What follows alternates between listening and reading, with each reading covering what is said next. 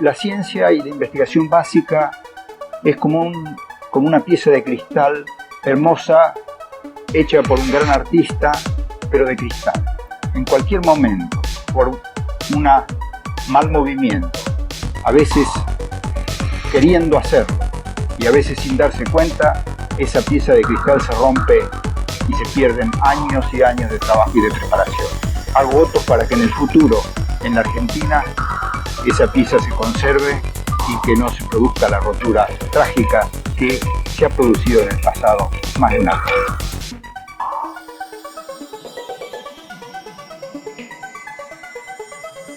Salud, desde San Juan, Argentina, en el living de mi casa, con los gatos atemporales como mascota en tránsito que no se va más de la casa y con la cerveza a punto gélido como diccionario técnico, les habla Gabriel Paravano, el epistemólogo ebrio, grabando en crudo porque la filosofía de las ciencias es cruda.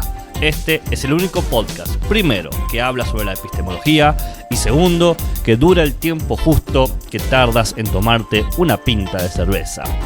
La temporada de este año será breve, debido a que estoy terminando mi doctorado sobre, filosofía de las ciencias, y he tenido que dejar de lado algunos trabajos, investigaciones y por supuesto hobbies, entre ellos este podcast. Todo a favor para que exista otro libro de epistemología juntando polvo en los anaqueles de las universidades. Por eso, este enero 2023 he grabado 12 episodios que saldrán mensualmente hasta llegar a fin de año, siempre y cuando me acuerde de subirlos. Estos episodios forman parte de una pequeña saga titulada La historia de la ciencia argentina. Veremos qué sale de todo esto, y si funciona, será como una nueva sección. Luego podemos hacer historia de la ciencia china, historia de la ciencia alemana y un largo etcétera. En algo así como historia, ciencia y política, las tres cosas que más aman los latinoamericanos. Al menos dos de esas cosas. Les aviso que tengo igual varias ideas en el tintero para el próximo año. Por ejemplo, el intercambio epistolar entre Lakatos y Feyerabend, una nueva serie de entrevistas epistemológicas, un esquema fácil y sencillo de las principales corrientes epistémicas con autores e ideas centrales, etc. Todo eso será no este año. De igual manera, iré subiendo en Twitter pequeñas reflexiones sobre la epistemología, que he titulado Brindis Epistémicos. También me animaré este año a subir unos pequeños shorts para YouTube, titulado Malteados Epistémicas. Si se fijan, hay como una tendencia. Y también siguen las pintas epistémicas en Instagram, donde les presento definiciones y conceptos centrales de las principales epistemologías. Pero, en términos de podcast, de lo que se dice como un podcast, como quien dice ahora estoy escuchando un podcast, solo les podré dar el tumulto y el cambalache de la ciencia argentina, que opera como una analogía de mi vida. Es casi como una biografía de mi carrera de investigación para doctorarme.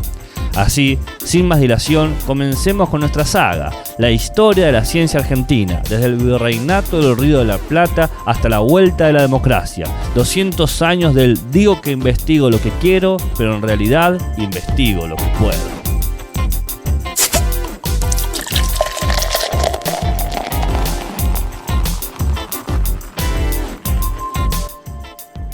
Episodio 7. La ciencia como motor de la nación.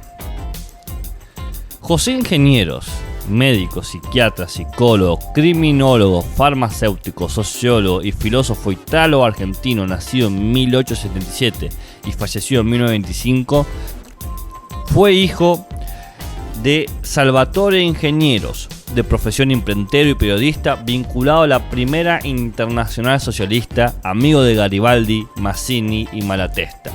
Debe abandonar su patria por motivos políticos y emigra con toda su familia a Sudamérica. En principio, la familia Ingenieros se radica en Montevideo. Salvatore colaboró en varias publicaciones socialistas y fundó la revista Masónica. En 1888, José Ingenieros ingresa en el Colegio Nacional de Buenos Aires. Allí fue el director del periódico estudiantil La Reforma y encabezó alguna protesta estudiantil. En 1897 aparece La Montaña, una publicación que dirige junto con Leopoldo Lugones. Por su formación, lo atrajeron especialmente aquellos sistemas que al parecer se mantenían más cerca de los hechos, como el positivismo. En Europa decadente, pero que llegaba a nosotros con pretensiones científicas. Así, en 1900, a los 23 años, se gradúa de médico en la Universidad de Buenos Aires con la tesis Simulación de la locura. Por consejo de su maestro, José María Ramos Mejía y Francisco Veiga, se inclina a los estudios de psiquiatría, especialmente los ligados a la criminología. En ese mismo año se inició como jefe de clínica de enfermedades nerviosas de la Facultad de Ciencias Médicas. 2 años después será director del Servicio de Observación de Alienados de la Policía y docente libre de Neuropatología en la Facultad de Ciencias Médicas. En 1904 asume el cargo de profesor titular de Psicología Experimental en la Facultad de Filosofía y Letras y en 1905 viaja a Roma como representante argentino al V Congreso Internacional de Psicología y en su idioma natal, el italiano, homenajeó a un ya anciano Cesare Lombroso, nacido en 1835 y falleció en 1909. Célebre médico y criminólogo italiano que sostuvo una teoría según la cual las causas de la delincuencia radican en los caracteres raciales y físicos de los delincuentes. Ingeniero, ya había tomado contacto con las ideas lombrosianas en 1898 cuando llegó al país el anarquista Pedro Gori, quien fundó la revista Criminología Moderna. Y al año siguiente, en 1899, publica en esa revista el artículo Criterios generales que orientarán el estudio de los locos delincuentes. Pero su campo de estudio no son solamente los delincuentes, sino en general los anormales de la sociedad: el homicida, el genio, el mentiroso, el pederasta, el enamorado, la prostituta, el vagabundo, etc.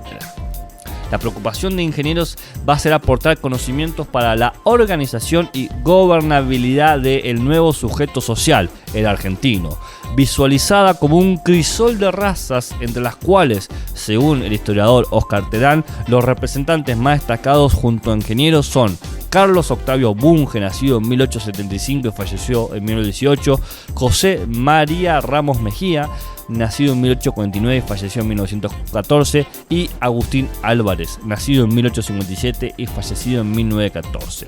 Todos estos son una nueva clase de médicos filósofos que buscaban conocer científicamente las causas de las patologías sociales para extirpar las partes enfermas en aquellos casos en que ya no era posible sanarlas. Esta impronta, claramente elitista y racista, presente en los discursos políticos de los ensayos positivistas, justificó teóricamente prácticas políticas de exclusión, cuando no de extinción, a aquellas partes del cuerpo social que, en nombre de la gobernabilidad y el progreso, resultaban ser partes enfermas, anormales o peligrosas. Con este espíritu, en 1907, Ingeniero funda el Instituto de Criminología y pocos años después se lo eligió presidente de la Sociedad Médica Argentina. Durante la presidencia de Roque Sáenz Peña en 1911, se presenta un concurso para ser titular de Medicina Legal. Resulta primero en la lista, pero el Poder Ejecutivo veta esta designación y nombra al segundo, luego de lo cual renuncia a sus cátedras en la Universidad de Buenos Aires y dona parte de su biblioteca y proyecta un viaje a Europa de que él volverá solo 3 años después, en 1914. Ingenieros en 1915 aparece en la revista de Filosofía, una publicación bimestral que será uno de los mayores aportes a los debates de la época y que continúa apareciendo hasta 1929, ya que será continuada luego de su muerte por su discípulo Aníbal Ponce. Ingeniero falleció el 31 de octubre de 1925 como consecuencia de una sinusitis frontal abscedada que se abrió hacia las meninges y fue asistido por destacados profesionales de la época: Francisco de Veiga, Carlos Roberto Lavalle, Eliseo Segura, Miguel Ángel Marini y, según se relata, su hija Delia Camia Ingenieros. Como podemos observar a partir de esta historia de Ingenieros, se encuentra que él es un personaje determinante del positivismo argentino, pero también especialmente en el terreno de las preocupaciones de las ciencias sociales y de la política. Como un hombre de acción y teorizador político, aparece, por ejemplo, el libro La evolución de las ideas argentinas de 1918, donde realiza una exposición histórica e ideológica desde la dominación española e interpretada dentro del sistema positivista, la mirada de la mentalidad colonial, Argentina. Y entonces presentan rasgos absolutistas políticos o absolutistas económicos y absolutistas religiosos que hacen a el argentino.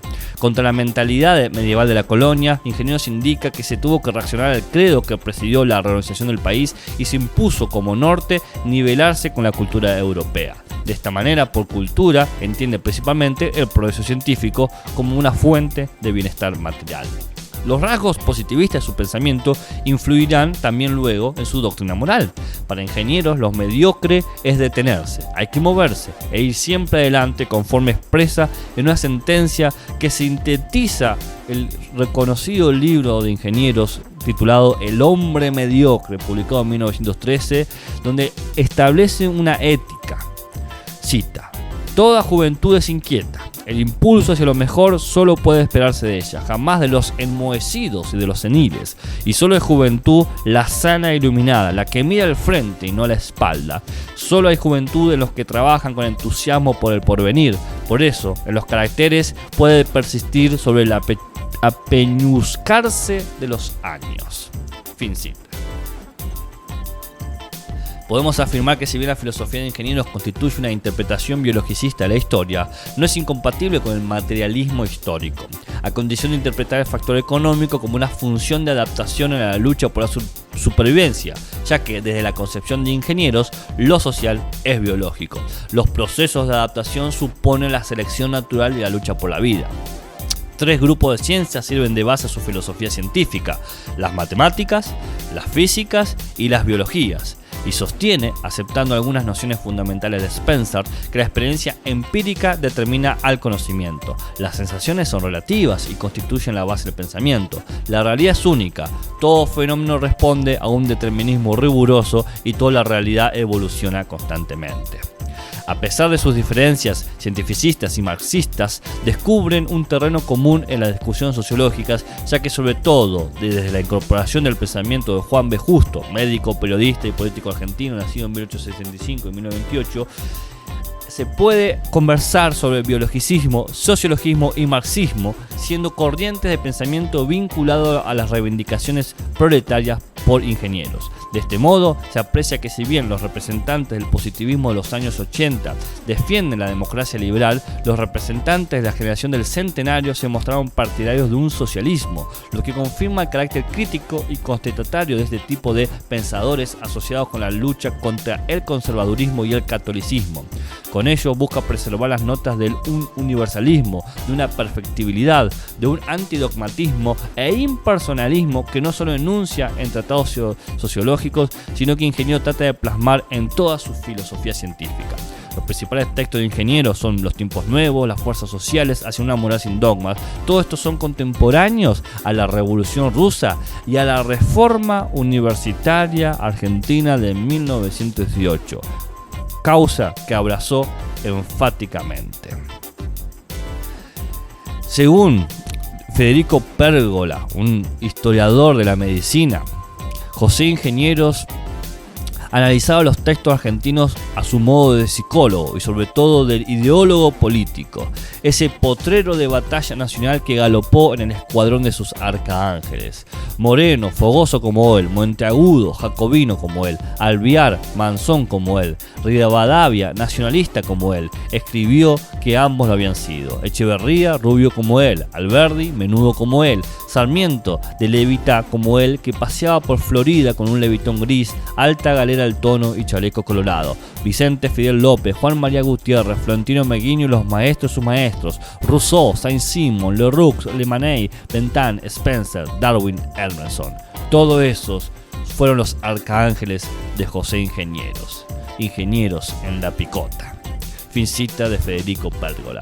Con esto parecería que podemos afirmar entonces que en los inicios el positivismo argentino tuvo un carácter crítico y revolucionario frente a las fuerzas conservadoras que sobrevivieron a las luchas independentistas, a las grandes inmigraciones y la fuerte expansión económica, que se contribuyó a la creación de un movimiento social, el de las masas, el de las multitudes, el del proletario, según distintas acepciones, y que fue recibido con optimismo ¿por quién? Por Ingenieros, el que contribuyó a desviar y orientar el movimiento positivista argentino hacia una formulación de un socialismo cientificista, al identificar el progreso social con las luchas proletarias e incluso con movimientos bolcheviques.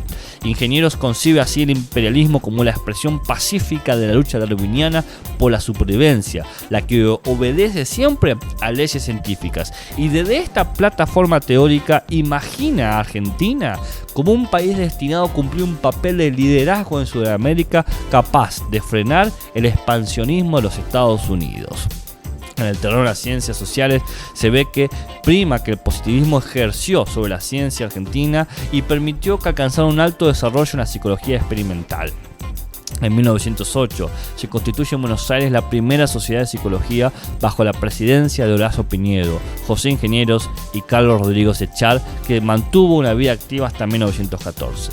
La Sociedad de Antropología Jurídica, fundada en los primeros años del siglo, es otro representante del ambiente positivista al estar conformado por nombres como los de Francisco y José María Ramos Mejía, José Nicolás Matiense y Rodolfo Rivarola. Otra institución representativa del ideario positivista que enaboló Ingenieros fue el Comité Positivista Argentino, fundado en 1924, dirigido por Víctor Mercante. Esta sociedad funcionó hasta 1938 y en el transcurso editó la conocida revista El Positivismo.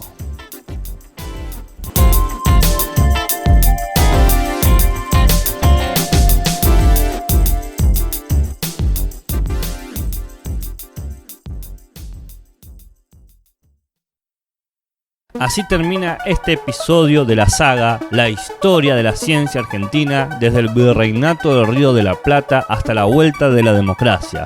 200 años del digo que investigo lo que quiero, pero en realidad investigo lo que puedo. Para que sepan, me he basado principalmente en la obra de Cristina Ambrosini y Gastón Beraldi, Pensar la ciencia hoy, la epistemología entre teorías, modelos y valores del 2020. Pero lo he estado apoyando con lecturas, comentarios y análisis de otros textos, por ejemplo, el de Miguel de Azúa, La ciencia de Mayo, la cultura científica en el Río de la Plata 1800-1820, que se publicó en el 2010. También del mismo autor, Miguel de Azúa, su obra titulada Una gloria silenciosa, 2 siglos de ciencia argentina, publicado en el 2012. Después un clásico, el de José Babini, Historia de la ciencia argentina, publicado en 1949. Por último, un poquito del libro de Diego Hurtado, La ciencia argentina, un proyecto inconcluso de 1930 al 2000, que se publicó en el 2010, y el libro compilado por Cecilia Gárgano, Ciencia en dictadura, trayectorias, agenda de investigación y políticas represivas en Argentina, publicado en el 2015. Sí, parece mentira, pero todos los capítulos de podcast siempre tienen una investigación detrás, aunque uno esté demasiado ebrio como para demostrarlo. Nos vemos en el próximo encuentro con más análisis históricos, sociológicos y filosóficos de la ciencia, esta vez de la ciencia hecha en Argentina. Salud y buenas ciencias, Argentina.